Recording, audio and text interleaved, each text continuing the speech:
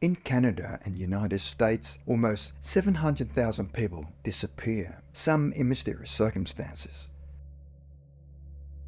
Michael Helferty.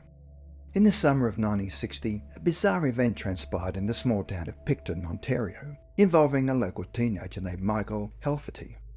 On July the 30th, 1960, 13-year-old Michael was last seen walking along Lake Street towards Outlet Beach, planning to go for a swim.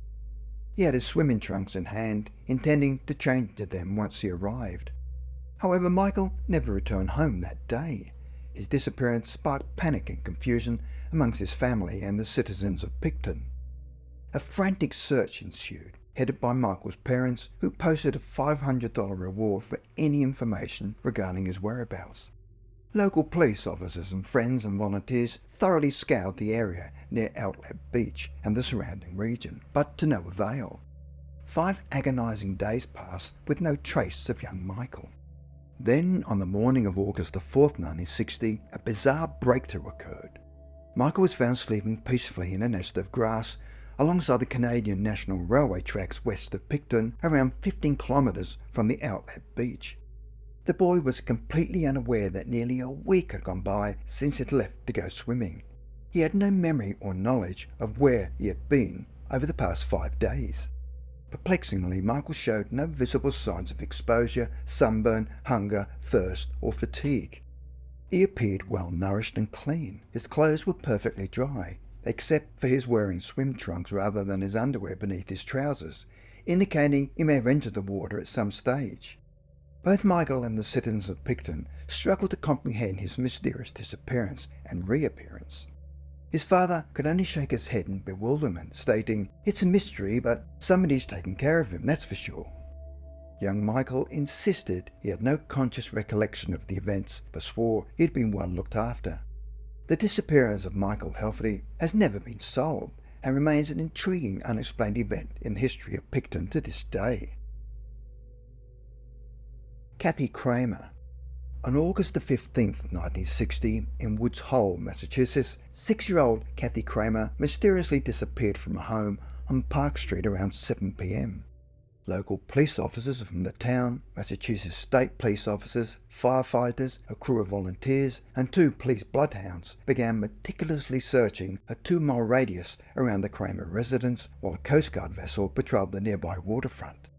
At 9 p.m, 200 airmen from the nearby Otis Air Force Base initiated a wider search area to locate the missing girl. The Kramer household had already been thoroughly searched before the alarm was raised that Kathy was missing.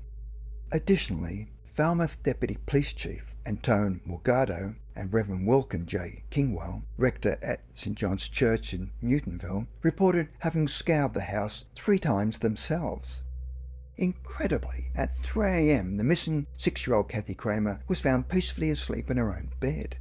Her overjoyed yet stunned and confused parents asked Kathy where she'd been, but the little girl stubbornly refused to tell anyone.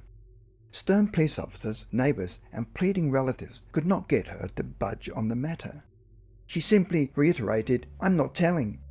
Some theorised that perhaps a would-be kidnapper had a change of heart and returned Kathy home, making her promise not to reveal where she'd been taken. Others wondered if whether some sort of interdimensional being had briefly taken the child for its own purposes before returning her to our plane of reality, with instructions to keep its existence a secret. However, another possibility that deserves consideration is that Kathy herself may have discovered the power to psychically travel between planes of existence before returning safely to her bed. The full truth of what transpired may forever remain a mystery locked away inside the mind of a 6-year-old girl. Earl and Dolly Kirk. On October the 4th, 1940, Earl and Dolly Kirk from North Bay were on a trip to Manitoba by way of northern Ontario. They stopped by a Sudbury gas station to fill up, an attendant would later confirm, and then headed towards the Sault. That was the last time they were seen alive. They didn't make it to Manitoba.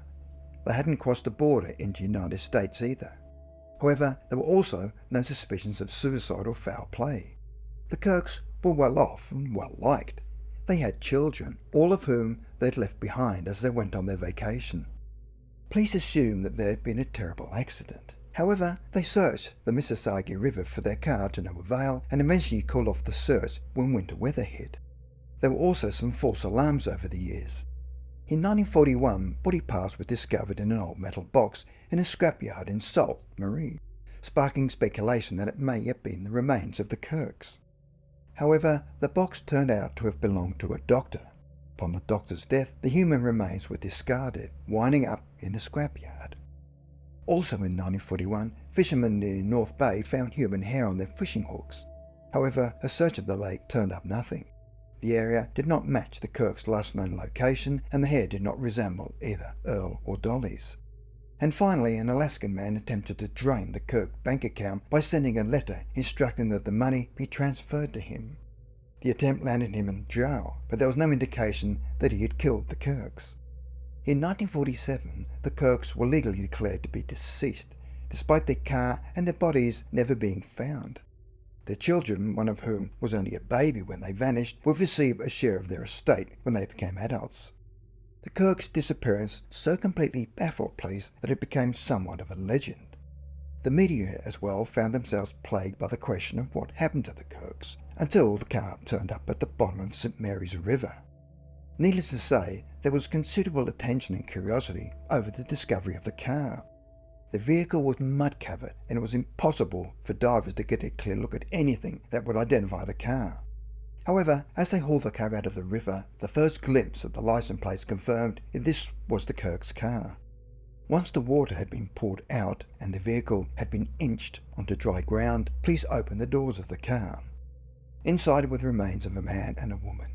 Identification papers and personal possessions in various states of decomposition further confirmed their identity. The ignition was still on and the car was still placed in reverse. A decade and a half after they went missing, police were finally able to piece together what had happened to the Kirks. On their way to Michigan, they had likely mistaken the CPR dock for the ferry dock, tried to turn around, misjudged where they were in relation to the river, and backed off the dock into the water. In Saskatchewan, the youngest Kirk daughter found out about her parents' bodies via radio broadcast.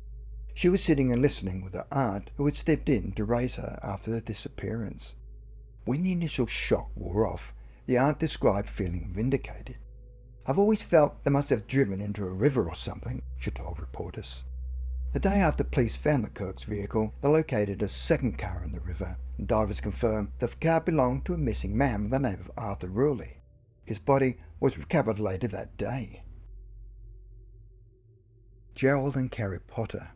On June 28, 1968, Gerald Potter, aged 42, and his wife Carrie, aged 39, were passengers aboard Purdue Aviation Corps Flight 261, a chartered flight from Kankakee, Illinois to Dallas, Texas for a Lions Club convention.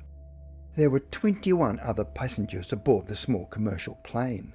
The flight departed without incident under sunny skies. About halfway through the journey, while flying over the Ozark foothills in Missouri, Gerald left his seat to use the lavatory at the rear of the aircraft. Moments after he departed, the aircraft encountered mild turbulence, which caused it to shake slightly.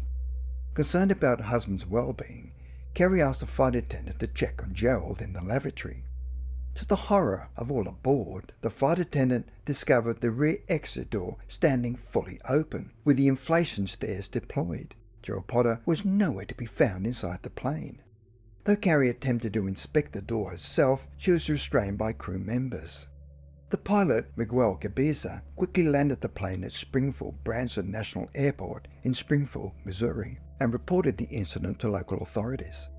Gabiza speculated that Potter may have accidentally fallen against the door, causing it to pop open. Investigators noted that opening the rear door in flight would require rotating a large handle 180 degrees against considerable air pressure, an unlikely occurrence by accident. Authorities searched the rural areas below the flight path for 4 days without success in locating Gerald's body.